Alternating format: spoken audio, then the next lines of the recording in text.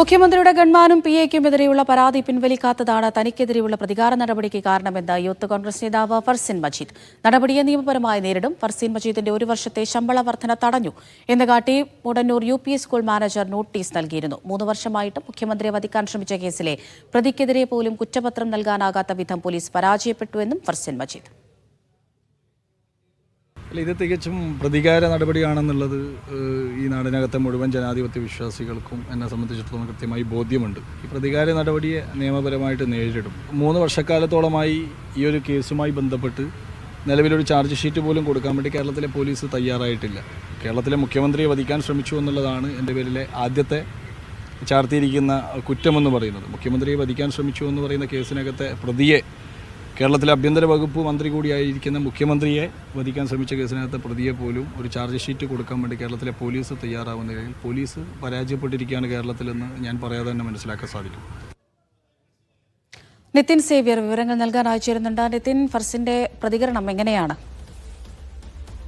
മുഖ്യമന്ത്രി പിണറായി വിജയനെതിരെ വിമാനത്തിൽ പ്രതിഷേധിച്ച അധ്യാപകനും യൂത്ത് കോൺഗ്രസ് നേതാവുമായ ഫർസിൻ മജീദിനെതിരെ കഴിഞ്ഞ ദിവസമാണ് വീണ്ടും വകുപ്പ് തല നടപടിയെടുത്തിരിക്കുന്നത്. 1 വർഷത്തെ ശമ്പള വർധന തടഞ്ഞ് മുട്ടന്നൂർ UP സ്കൂൾ മാനേജർ കഴിഞ്ഞ ദിവസം ഫർസിന് നോട്ടീസ് നൽകിയിരുന്നു. 14 ദിവസത്തിനകം മറുപടി നൽകിയില്ലെങ്കിൽ ഉത്തരവ് അന്തിമമാകുമെന്ന് നോട്ടീസിൽ പറയുന്നു. നേരത്തെ 6 മാസം ഫർസിനെ സസ്പെൻഡ് ചെയ്യുകയും പിന്നീട് തിരിച്ചെടുക്കുകയും ചെയ്തിരുന്നു. ഈ സംഭവം നടന്ന് 3 വർഷമായിട്ടും ഇതുവരെയും പോലീസ് കുറ്റപത്രം സമർപ്പിച്ചിട്ടില്ല. ഈ കേസിലാണ് വീണ്ടും തുടരെ ഇത്തരത്തിൽ വകുപ്പ് തല നടപടികൾ ഫർസിനെതിരെ വരുന്നത്. ഇത് പ്രതികാര നടപടിയാണെന്നാണ് ഫർസിൻ മജീദ് പ്രതികരിക്കുന്നത്. 3 വർഷമായിട്ടും കുറ്റപത്രം നൽകാൻ മുഖ്യമന്ത്രിയെ വധിക്കാൻ ശ്രമിച്ച കേസിലെ പ്രതിക്കെതിരെ പോലും കുറ്റപത്രം നൽകാനാകാത്ത വിധം പോലീസ് പരാജയപ്പെട്ടു എന്നാണ് ഫർസിൻ മജീദ് പറയുന്നത്. ഒപ്പം തന്നെ ഈ കേസിന് പ്രധാനമായും തന്നെ ഇങ്ങനെ നിരന്തരം പിന്തുടർന്ന് പീഡിപ്പിക്കുന്നതിന് പ്രധാന കാരണം മുഖ്യമന്ത്രിയുടെ ഗൺമാനും പിഎയ്ക്കുമെതിരെ തങ്ങൾ നൽകിയിരിക്കുന്ന പരാതി. അത് പോലീസ് കേസെടുത്തിരുന്നില്ല. പിന്നീട് കോടതി വഴിയാണ് ഈ കേസ് വന്നത്. ആ കേസ് പിൻവലിക്കണമെന്നാവശ്യപ്പെട്ട് ഒത്തുതീർപ്പിന് പലതവണ ഇവർ ശ്രമിച്ചിരുന്നു.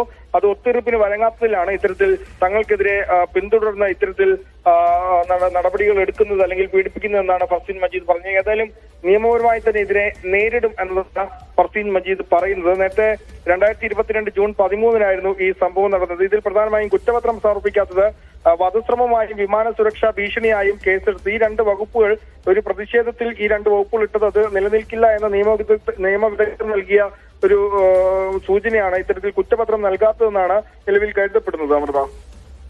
ശരി, നിതിൻ സേവ്യറാണ് വിവരങ്ങൾ നൽകിയത്.